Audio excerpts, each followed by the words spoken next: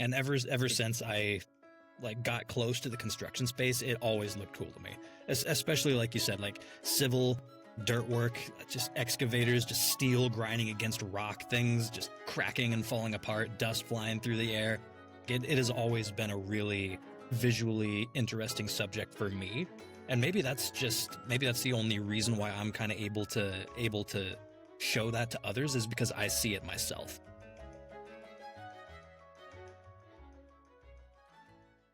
Welcome back to Constructive, everybody. I actually had ChatGPT help me with an introduction. So, John, please correct this if ChatGPT got anything wrong. But you're a photographer, videographer, founder of Bridger Digital. You help companies, especially in the construction industry, tell their stories through powerful visuals and social media content. Your work blends creativity and strategy, helping businesses show up as the best version of themselves. How did ChatGPT do there? Not too bad at all. That's pretty accurate. Cool. Well, yeah, I followed you a little bit on LinkedIn and just reached out because I've always been a believer in storytelling. And I do think the construction industry especially has some work to do there. So do you want to just kind of introduce yourself and why you ended up in this niche, and where did the creativity come from too, if you don't mind?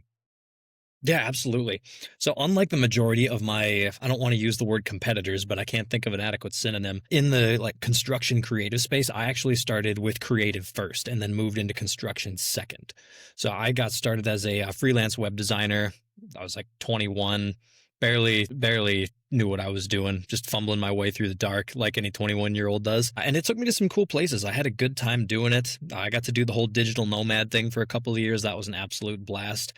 Then, I don't know, fortunately, unfortunately, I was in the U.S. Virgin Islands in 2019, just before the pandemic. I'd gotten a part-time job at a bar, and it was Christmas Day, and I had just gotten the feeling that I needed to get out. I needed to go home. I didn't know why, but I felt like there was something bad around the corner. And fortunately, I did. I flew out on Christmas Day, got back home, and 2 weeks later, the COVID pandemic lockdown started happening. And if I had not listened to that little whisper, I would have been stuck. I would have lost my job. I would have been living off public services in the U.S. Virgin Islands, just trapped, not able to get home. It's completely travel restricted. And so I got really lucky on that one. And I don't know if you've seen or read The Stand by Stephen King, but in that moment, I was 100% sure that the next thing, this was going to be like Captain Trips. It was going to wipe out 96% of the world, and then the devil would show up and everything would be horrible. So I needed real world skills.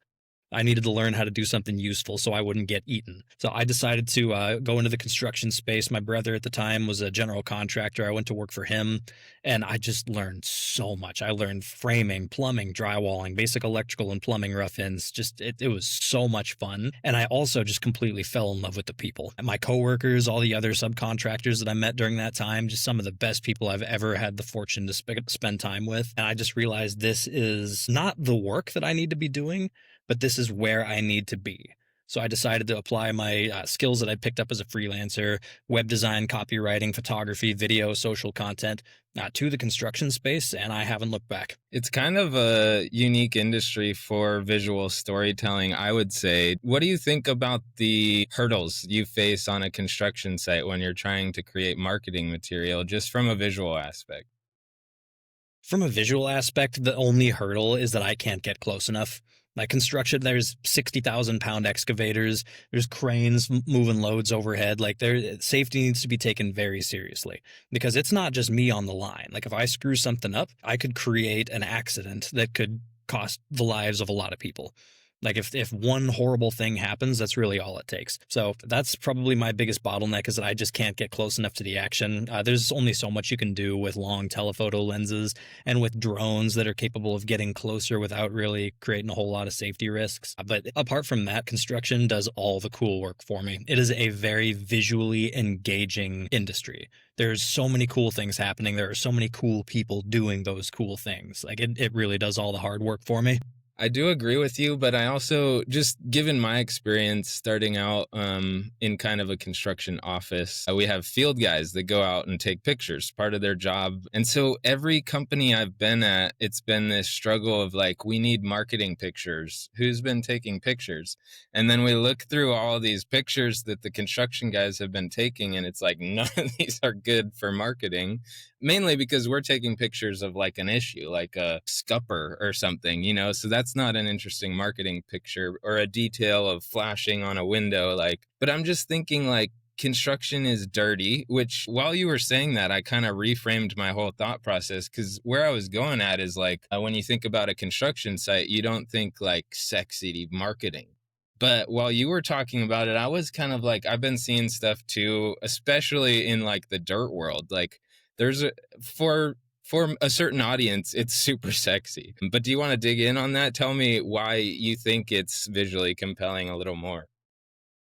Well, personally, I got lucky on that one. I kind of always saw how cool that was, and it's my brother, the general contractor. He's about 10 years older than me, and he was just the coolest guy on the planet when I was a tiny little boy. Like, he got his first internship in the blue collar space when he was, I think, 17 or 18, and he would just like come home after working hard wearing this cool bright high vis sweatshirt with dirt all over it, and I just watched him get like stronger, and he started to talk different, got more competent. Like, it was just so cool to me. And ever since I like got close to the construction space, it always looked cool to me. Especially like you said, like civil dirt work, just excavators, just steel grinding against rock, things just cracking and falling apart, dust flying through the air. It has always been a really visually interesting subject for me. And maybe that's the only reason why I'm able to show that to others, is because I see it myself. But it just blows my mind how Maybe many people go for it. I was just going to say, maybe the reason I don't is because I've seen so much bad marketing in the construction industry. Like, I just feel like I've spent my whole career. You've said this too. I think I saw a post from you recently talking about using your own voice, because I think contractors, when they try to go market online, they pull up a template from some other website from some other industry, and try to fit their content into some other template. And it's just like, this isn't construction. Construction is sexy because it's dirty and muscular guys and kind of like, so dig in, like lean into what you really are. Construction is what I'm trying to say, but preach it better than I could. I know you can. Yeah, they do it the way that they've seen others do it. And that makes sense. That's a rational first impulse. But like you said, it just doesn't work, because that's not what construction is. That's what office space is. That's what Initech from Office Space is. Corporate accounts payable, Nina speaking. Just a moment. Like, that's the industry that kind of thing comes from, and that's not who we are. Like, we're exactly what you said. We're dirty. We're muscular. We talk different. We're kind of a little bit uncouth, but that's what gives us our spark and our flavor. That's the angle that needs to be sold. It's the truth. You can't sell something with anything other than what it already is. It just doesn't work. People can smell the disconnect. Have you had some experiences like that with new clients where it's like, we don't even know how to market ourselves, and when you help them enable themselves to have their own voice, you see results? Talk about it. First thing that comes to mind when you ask me that is a client that I just took on. They don't really have a marketing strategy, and they're massive. I'm not at liberty to share who they are just yet. We're not quite to that phase, but they've got offices on multiple continents. They've got offices in 4 major U.S. cities, just hundreds of millions of dollars in active contracts, clients that everybody recognizes, and nobody's ever even heard of them, because they just work off of word of mouth. They work off of a very tight knit industry. They work off of bids, RFPs that nobody who's not looking for those ever even sees. And so there's these giant companies that make profound impacts to hundreds and thousands of people's lives, millions of people's lives. In this case, they work with like retailers and everything. But everyone across the country has walked in a building that these people have been a part of, and no one even knows who they are. I think it's just because they get so focused on the work that they kind of forget that they have an interesting story. They spend every single day in the trenches, and they just start to miss the trees for or miss the forest for the trees, whatever it is. Do you think being able to tell that story better as an industry will help us? This is just my opinion, is I think that clients of construction projects are kind of fed up with how pricey construction is and how hard to predict the costs and the time. So I just think we have a bad rep. And I think that what is going to change it more so, even than technology, is telling the story of construction and explaining to people how cool it is what we do, because I think people take it for granted. Do you agree? Well, yeah, 100%. And I'm not sure how it would pertain to the kind of unpredictable costs of construction. To me, that's a symptom of a more fundamental problem. And right now, that problem to me is that everything is just changing so quickly. The way that we perceive blue collar jobs is changing, and it has changed significantly. That's why there's the labor shortage that everybody's talking about. It's and as far as how storytelling is going to impact that, I think it's just going to accelerate the timeline of what's going to happen naturally. It's capitalism, supply and demand. There's intense demand, low supply right now. People are starting to clue into that. They're starting to choose construction over white collar jobs. It's not going to last forever. The best time to get into the construction industry is right. It was, I'd say, 15 years ago. The second best time is right now, obviously, but it won't last forever. And I think that storytelling is going to accelerate that process, and it's going to accelerate the speed at which construction kind of settles into a new comfortable rhythm. Things get a little bit more predictable, and it gets a little bit, I don't want to use the word boring, but predictable. I think that storytelling will accelerate that process, but that's not the why, in my opinion. That's just a natural and, I would say, desirable side effect. For sure. You posted recently, like from a roofer perspective, but I think it applies to the industry at large, that construction can become a commodity kind of if you allow it to. Explain that a little bit, and how can we keep from our own jobs becoming a commodity? In my opinion, the client that I just mentioned is making the mistake that leads to commoditization. They're competing on price without talking about the story, talking about how what they do impacts human beings. Because that's two ways to compete. There's competing on price and there's competing on trust. And in that post, I mentioned that roofers can fall into this trap very easily because a roof kind of is a commodity. Like, every building is going to need multiple roofs throughout the life of the structure. It's just unavoidable. So it's very easy to just look at that like pork bellies or frozen concentrated orange juice. It's something that is going to be needed. So let's price ourselves competitively so that more people will choose us. But in my opinion, that's a very short-sighted and self-defeating way to approach it. Like, instead, like, when someone buys a roof, they're not buying a roof. They're buying the pleasure of not having leaks in their place. And when they hire someone to build that roof or to re-roof their place, like, they're not making that decision based solely on price. Price is a factor, but the decision that they're making is, am I confident that hiring this person is going to give me the result that I need? That's what people make those decisions on. At least that's what the best clients, the best customers make those decisions on. And storytelling is a very powerful way to take charge of that narrative and kind of plant the seeds that make people confident in your abilities.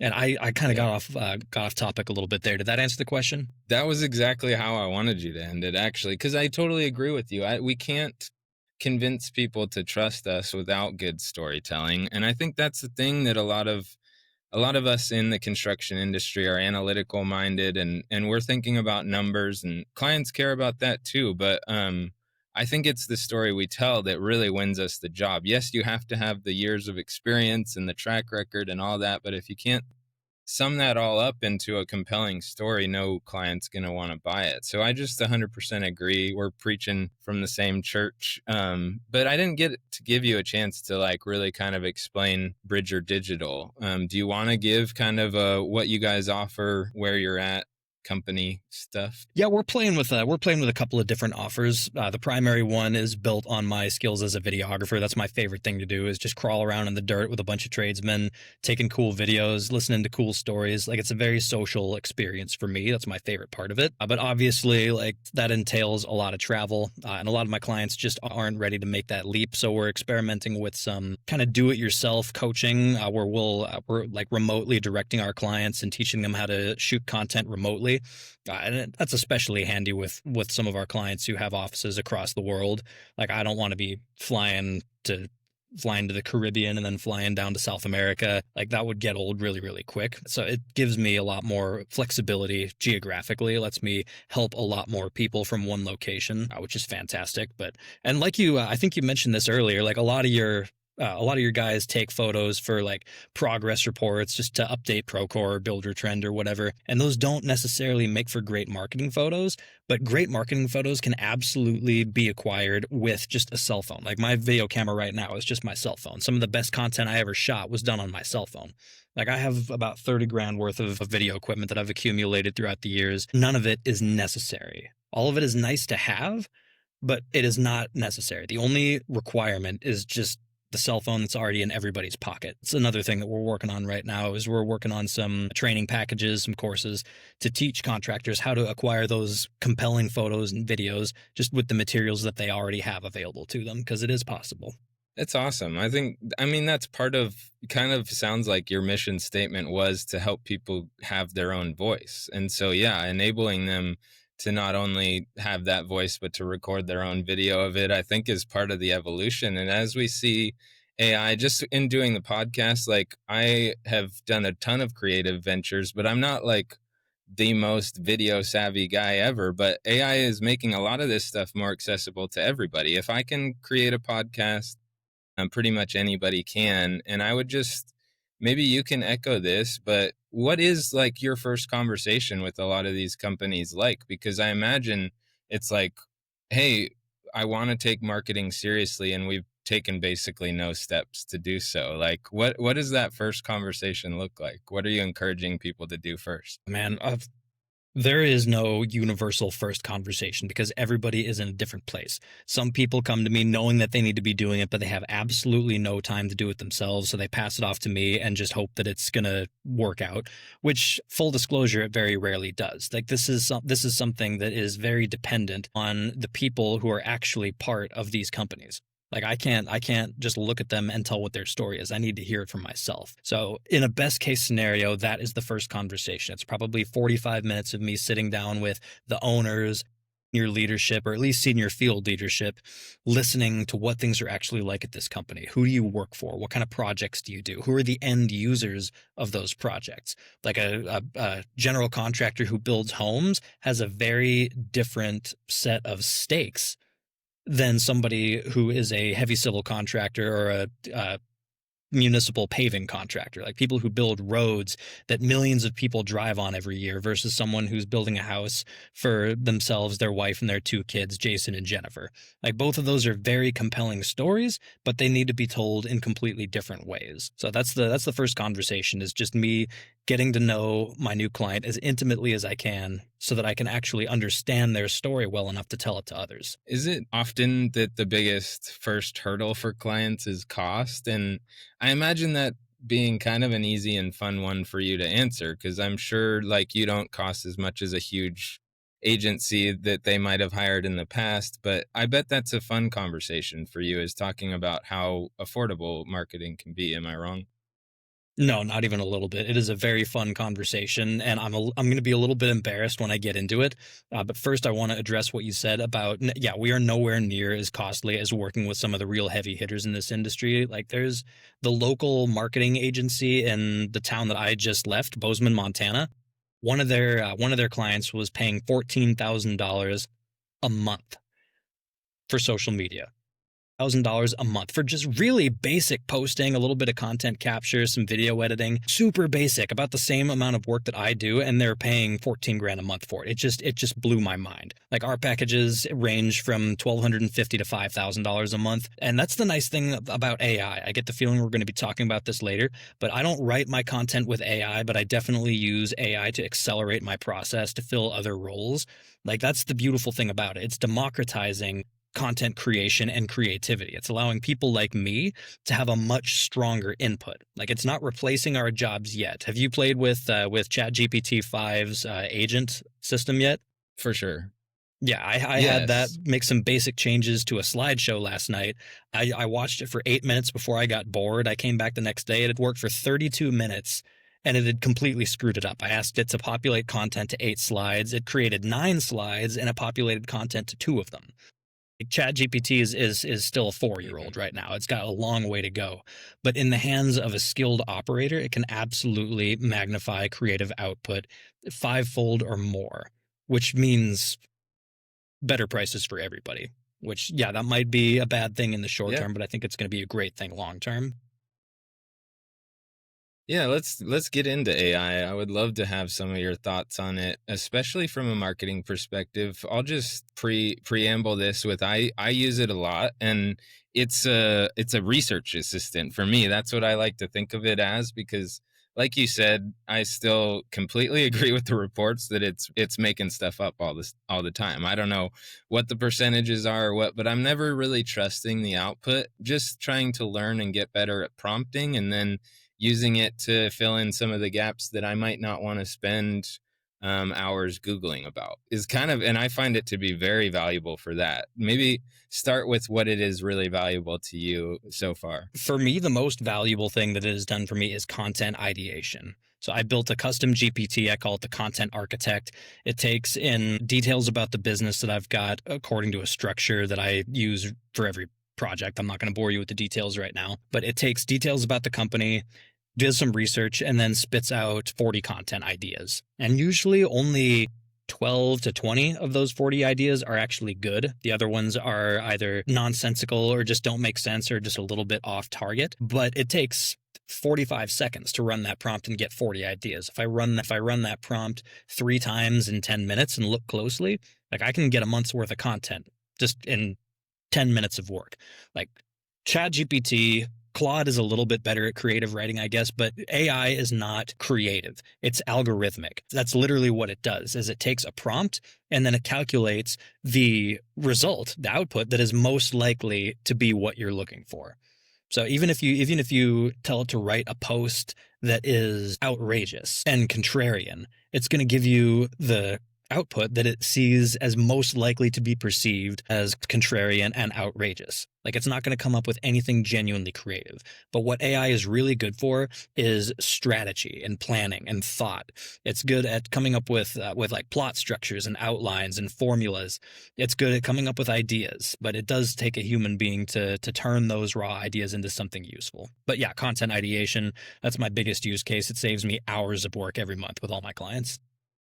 I think it kind of already hit on it, but then give me some of the biggest, like, be careful when using AI for this reason. What are the downsides? I mean, there's 1,000 different ways to use AI, so I'm obviously going to be coming at this from a content creator standpoint. But using it for writing is exceptionally dangerous right now because everybody is using it and everybody is using the same lazy prompts. I'm a contractor. I build homes in this area. Give me 10 ideas for social media content posts.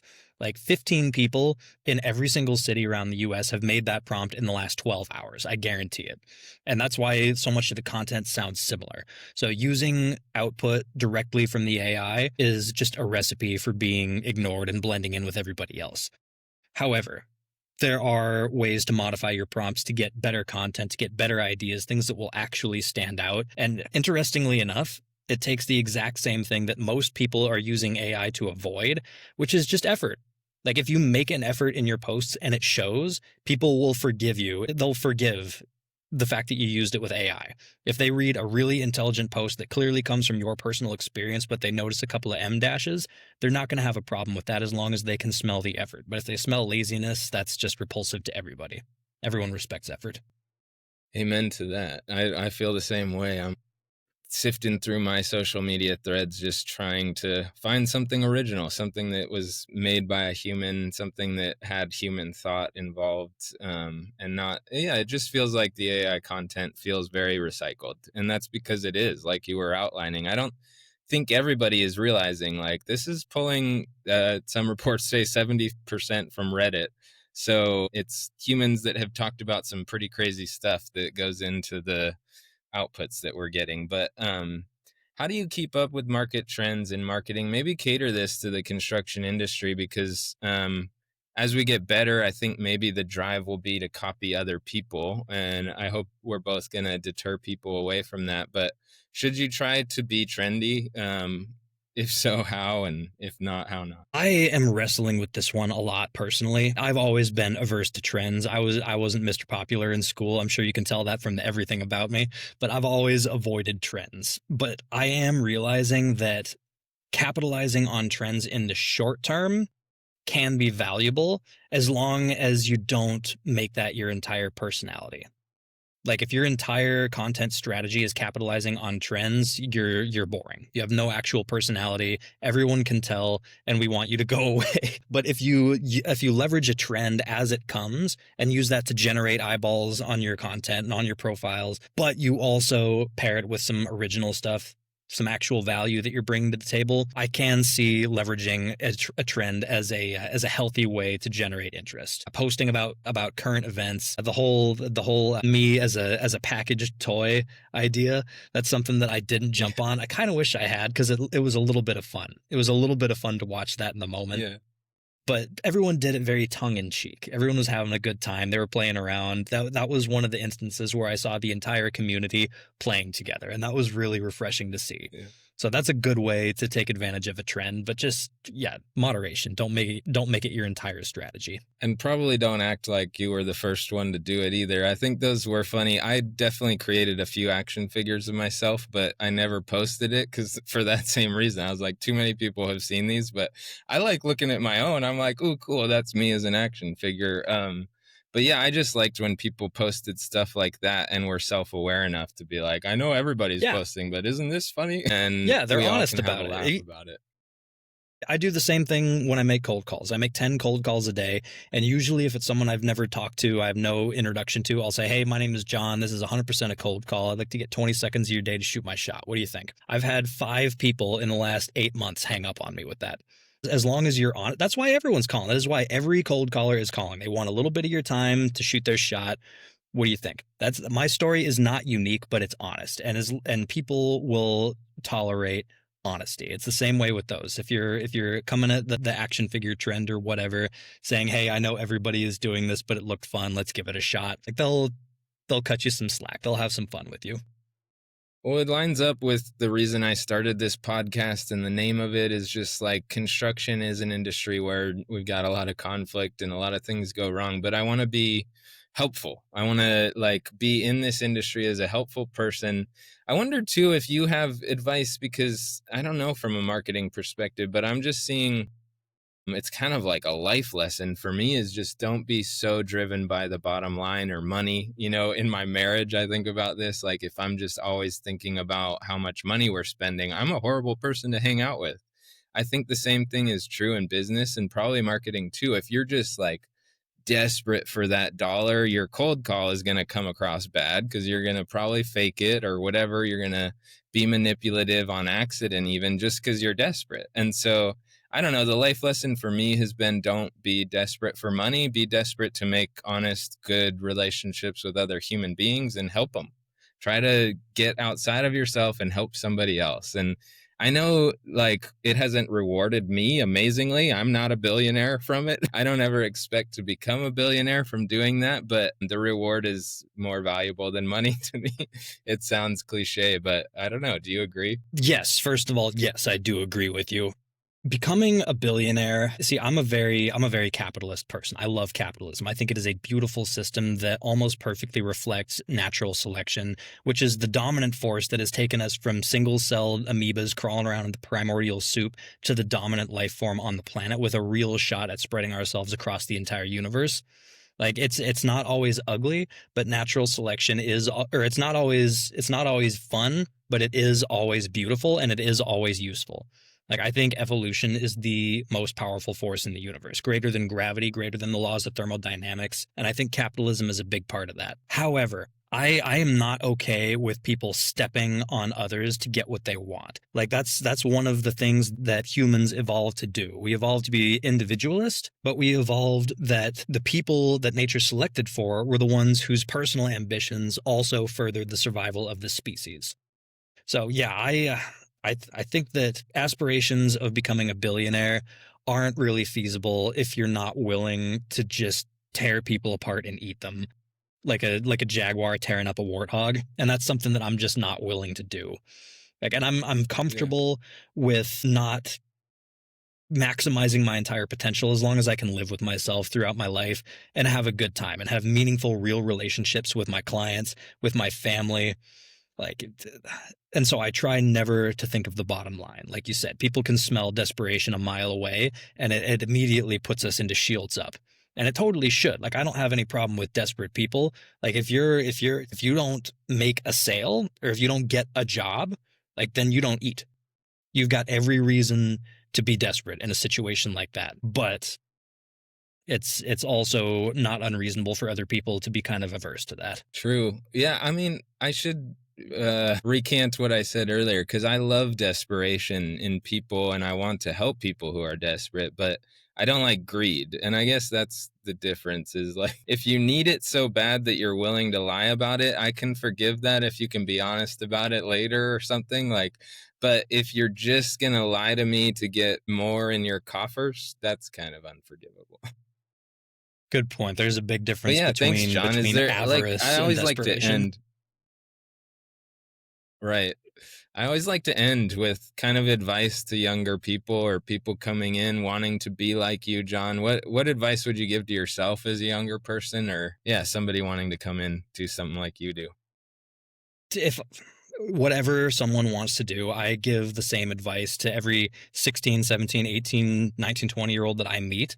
And it's the one thing that I really missed out on when I was younger. It's engage aggressively and directly with the world around you. Be part of your community. Don't think, oh, I'm so cool. I'm not going to go out for the football team. I'm better than that. I'm better than those dudes. Like, and be the tortured genius hiding in the basement. There's nothing interesting or useful about that guy. And that guy almost always dies bored and alone. Like, that would be my advice, is become a part of your community. Do volunteer work. Try for the things that you're not quite comfortable admitting to your other goofy friends that you actually want. Like, that's your job as a human being, is to move forthrightly into the world and give it your gifts. And you can't do that from the quiet and the comfort of your bedroom. So that's my advice to everybody, is just get out there and make something happen, because otherwise you are not going to find life particularly fulfilling. Cool. Well, I will link people to your LinkedIn probably, but check out the episode. Hope you enjoy it. Thanks for coming, John. Hope to be a friend long term. Hey, right back at you.